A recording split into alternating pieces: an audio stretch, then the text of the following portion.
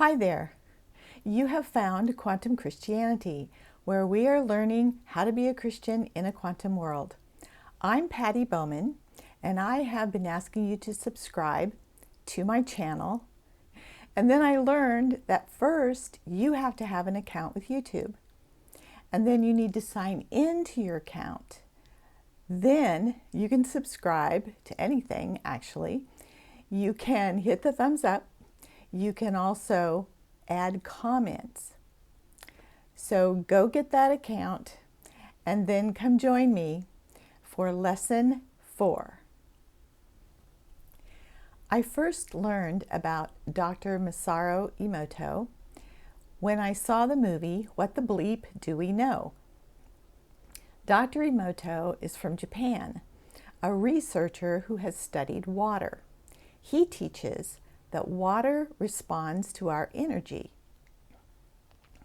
He demonstrated this by taking some water and exposing it to happy words, music, photographs.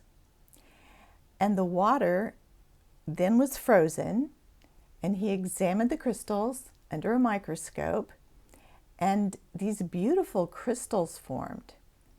So then he took water and exposed it to sad or angry words, photographs, music. And the water vibrated differently. No crystals formed. It just looked like a jumbled mess. This isn't a really big surprise because when someone is kind to us, we feel really good. And when someone criticizes us, we don't feel good at all. Since our bodies are at least 70% water, words will directly affect our bodies and how we feel, just like those same words affect the world. There is some science that explains this. In Geneva in 1997, scientists took a photon, a particle of light, and they split it in half. They put it in a machine that would separate the photons by 14 miles. And then they found that what they did to one photon, the other photon would act as if it was still connected. In other words, if they tickled one photon, the other photon acted as if it was being tickled too at the same time. Now, how is this possible? Because in quantum physics, even though you take a particle and you separate it physically, it is still connected energetically. Scientists call this phenomena entanglement. Another study was done in Russia. Scientists took a tube. They took everything out except some photons that were randomly arranged in the tube. And then they thought, what would happen if we added some human DNA into this tube? In other words, what effect does the stuff of the human body have on the stuff of the world? Now, classic physics would say, nothing's going to happen.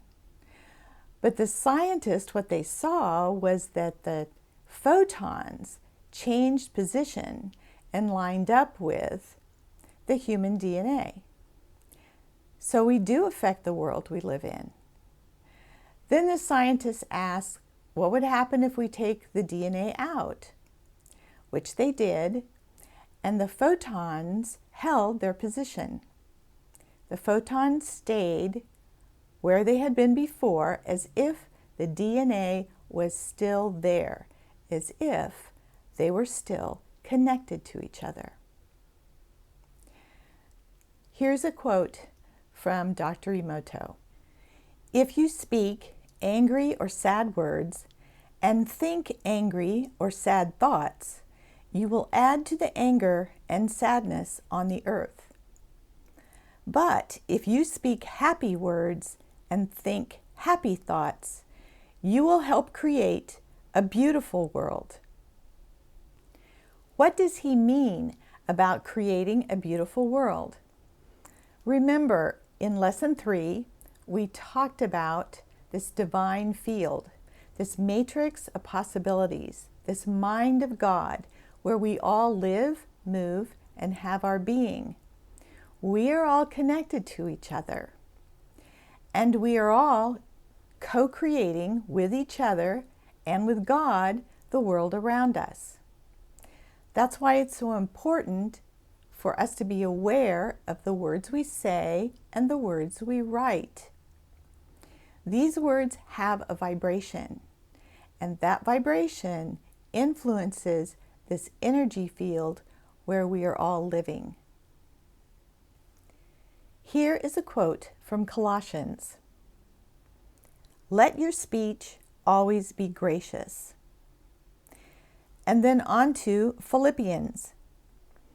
"Whatever is true, whatever is honorable, whatever is just, whatever is pure, whatever is lovely, whatever is gracious, if there is any excellence, if there is anything worthy of praise, think about these things."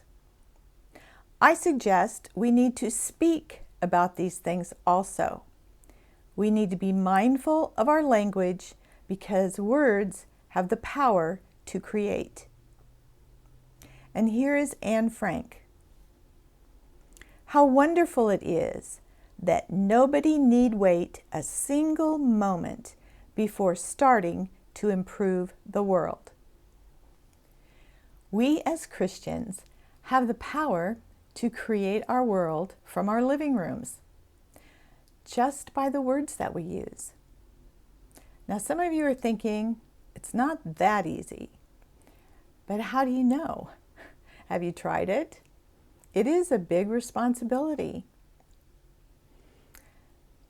The thing is, we are already creating our world. Wouldn't it be better to do it purposefully rather than by default? Are you ready for the challenge?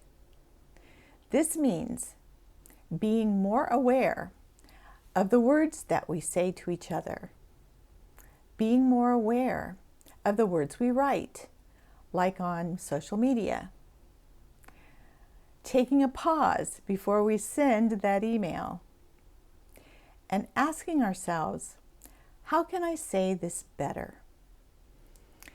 If you want to see some of the water crystals that we talked about, you can go to Dr. Emoto's website at masaru-emoto.net/EN. Use the EN if you want to read his website in English. Otherwise, you'll be reading it in Japanese. I like to see the English words and the crystal that goes with them. I find that very interesting. So I have his website and books that he has written listed in my description notes. You can probably find his books at your local bookstore, online, or try your public library.